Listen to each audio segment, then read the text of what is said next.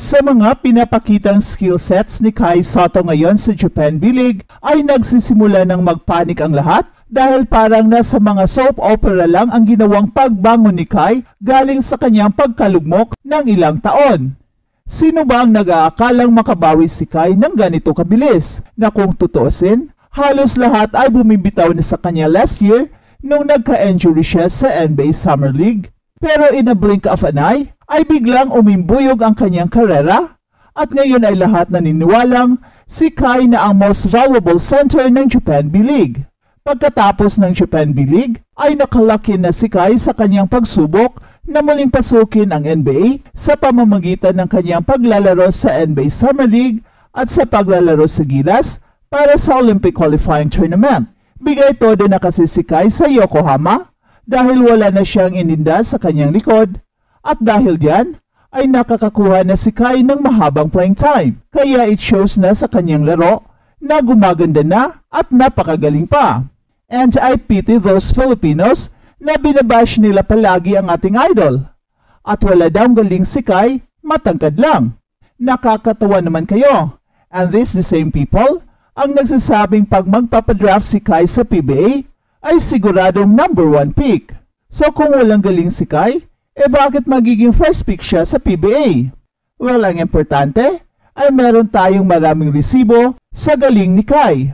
At ito ang panampal natin sa mga mukha ng mga detractors ni Kai na walang ibang alam kundi ang maliitin siya.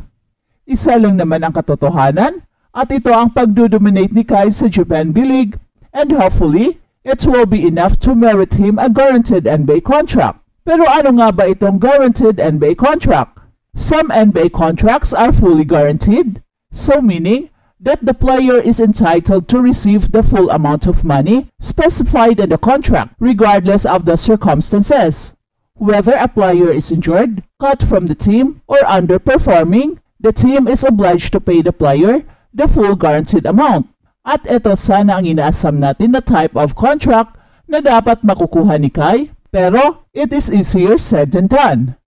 Kaya nagpupursige si Kai ngayon at ginagawa niya ang lahat para makakuha ng isang guaranteed NBA contract without fear of injury or papaalisin sa NBA team na kukuha sa kanya.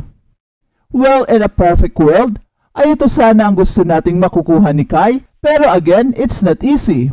Mas valuable pa siguro ang mga 10-day contract na magbibigay ng obviously 10-day contract or a 3-game contract sa isang player, and after that, ay it is up to the team kung i-renew or i-extend or bibigyan na ba ng isang guaranteed NBA contract ang player.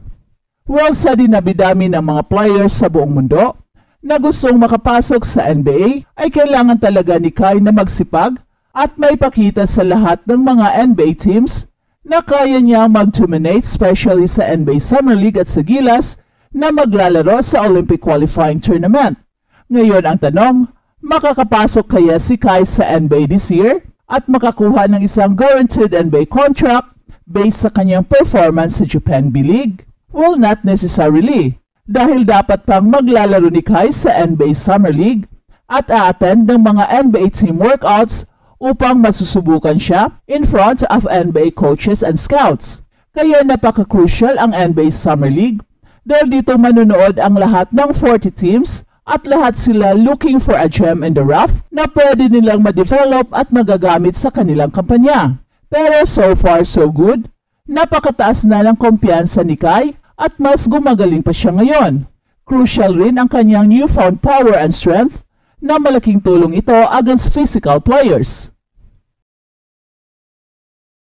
At balitang NBA naman, ang Indiana Pacers ay nagtala ng 22 triples para talunin ang short-handed na Milwaukee Bucks sa 3-1 na bentahe. Nagtala si Miles Turner ng 29 points, idinagdag naman ni Tyrese Haliburton ang kanyang 24 points at ginawa ng Indiana Pacers ang isang franchise playoff record na 22 three-pointers habang sila ay humahakbang palayo para sa isang panalo sa score na 126-113 laban ng Milwaukee Bucks.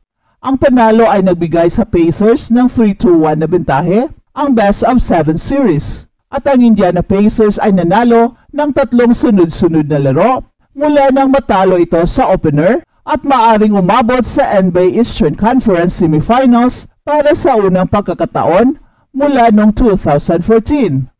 Ang Indiana Pacers ay may 7-2 record sa season na ito laban sa Bucks na sinusubukang iwasan ang pangalawang sunod-sunod na first round exit.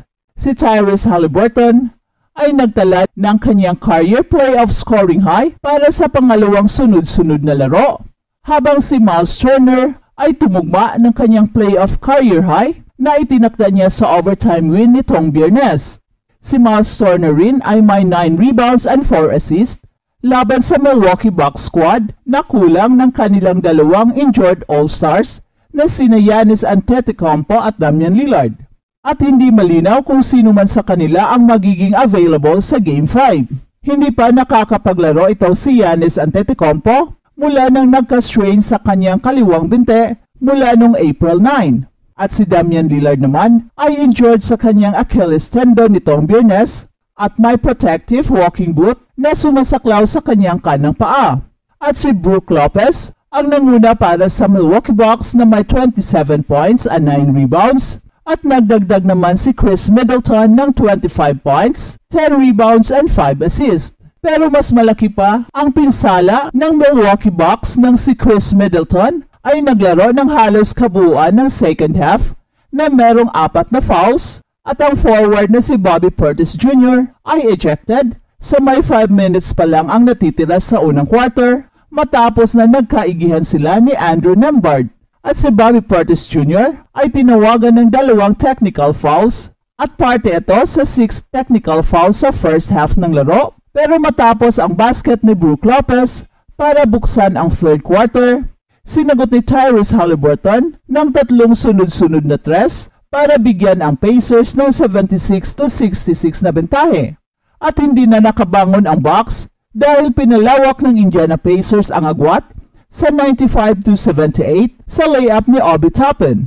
Nagsimula ang Milwaukee Bucks sa fourth quarter na may 7 sunod-sunod na puntos para lumapit ito sa 98-92 pero sinagot ito ng Indiana Pacers sa pamamagitan ng 10-2 run para ibalik ang 109-94 na bentahe sa may 7 minutes 25 seconds sa laro at hindi na nakalapit pa ang Milwaukee Bucks sa nalalabing bahagi nito.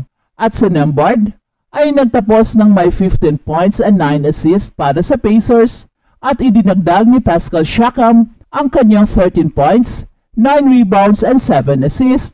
Nagdagdag pa si Malik Beasley ng 20 points para sa Milwaukee Bucks. Ang Milwaukee Bucks ay isang koponan na may kalidad na pang NBA Finals kapag ang buong koponan ay healthy. Pero mahirap isipin na maaari nilang lampasan ang 3-2-1 na kalamangan kung hindi makakabalik sa laro sina Giannis Antetokounmpo at Damian Lillard.